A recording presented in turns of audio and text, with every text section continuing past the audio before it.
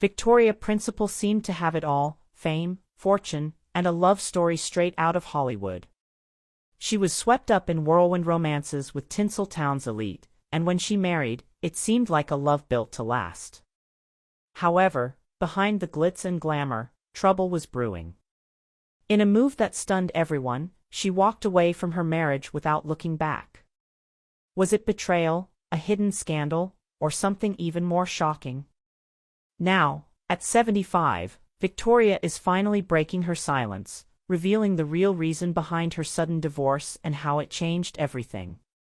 Victoria's unexpected path to Dallas fame was almost as dramatic as her character's departure. Born Vicky Rie Principal on January 3, 1950, in Fukuoka, Japan, to a U.S. Air Force sergeant and a homemaker, she was raised in a military family, frequently moving from place to place. By the time she was a teenager, she had attended 17 different schools, including the Royal Ballet School in England. She got an early start in showbiz, appearing in her first TV commercial at just 5 years old.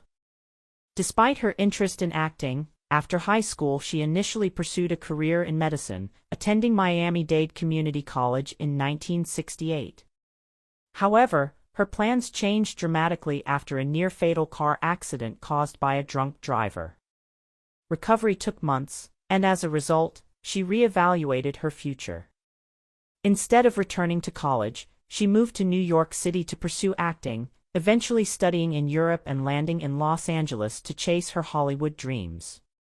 Her first major break came with The Life and Times of Judge Roy Bean, where her role as Maria Elena, a Mexican mistress, earned her a Golden Globe nomination for Most Promising Newcomer. This marked a turning point in her career.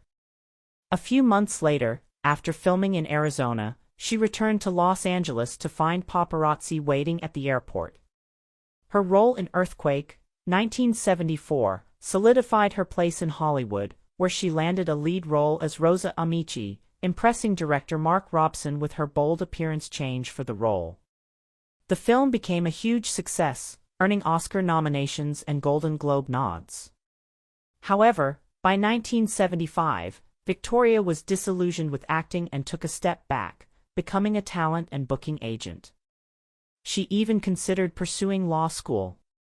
Yet her acting career was far from over.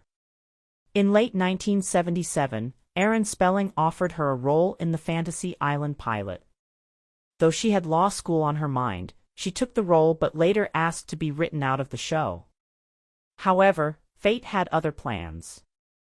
She was drawn back into the acting world when she read the script for Dallas. Originally intended to pass the script along to her clients, she was so moved by the role of Pamela Ewing that she auditioned for it herself. Using her knowledge as an agent, she negotiated a contract that ensured she would be well paid. This secured her iconic role on Dallas. Pamela Barnes Ewing played a central emotional role on Dallas, but in real life, Victoria often felt like an outsider. Some cast members found her distant, and even the producer wondered if she simply didn't like them. Victoria later clarified that her distance was intentional to better portray Pamela's sense of isolation. Pamela's departure from Dallas was as enigmatic as her character's life. After surviving a devastating accident and suffering severe burns, Pamela disappeared from the show without warning. There was no farewell or dramatic final scene, she simply distanced herself from the Ewing family. In season 12, Pamela made a brief return, portrayed by Margaret Michaels, with the explanation that she had undergone plastic surgery. Her story was wrapped up with a terminal illness revelation, and she was never seen again. Victoria Principal's exit from Dallas reflected her real-life decision to leave the show. After the first 5 incredible seasons, she began to feel the decline in storytelling, especially after the original writers left. By season 7, she knew it was time to leave. During contract talks, she made it clear that she would stay for 2 more seasons, but no longer. The producers tried to keep her, offering an incredibly high salary, but she stood firm in her decision.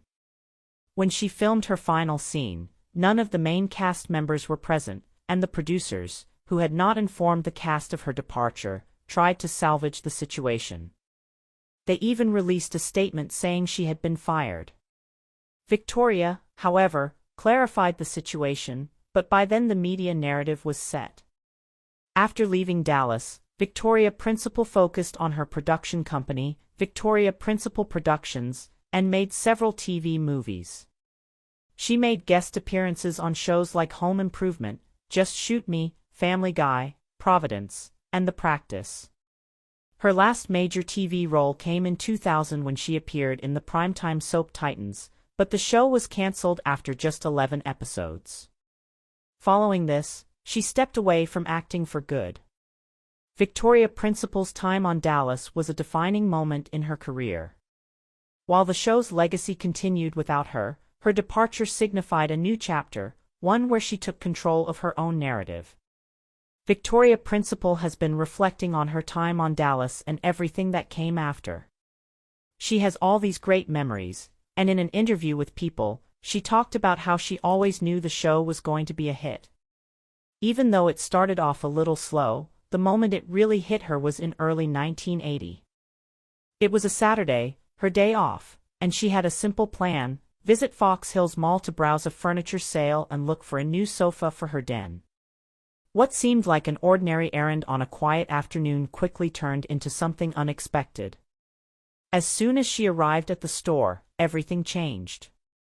Shoppers recognized her instantly, and within moments a crowd had gathered. The situation escalated so quickly that the store manager had to act fast. He ushered her into his office, locked the door, and called the police. When officers arrived, they worked to disperse the crowd and safely escort her to her car. Even as she left, fans continued calling her name, Pam, a testament to just how deeply Dallas had embedded itself in popular culture. Even the responding officers couldn't resist asking for autographs. That moment made it undeniably clear: Dallas wasn't just a hit show, it was a phenomenon. She may not have left with a new sofa that day, but she walked away with an undeniable realization of her own rising fame.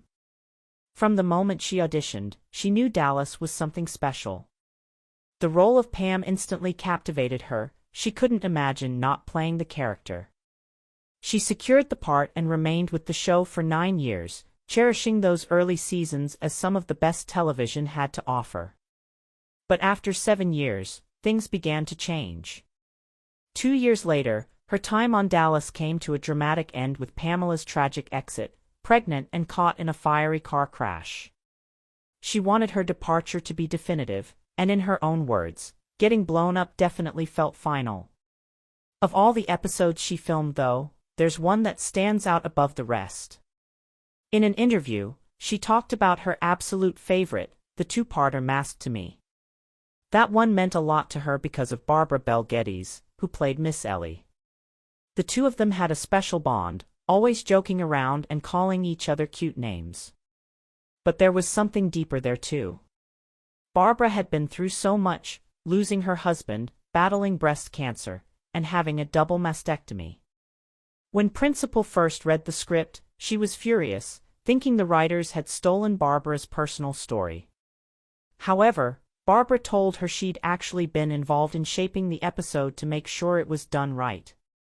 Principal saw that as a real moment of strength, calling Barbara her hero.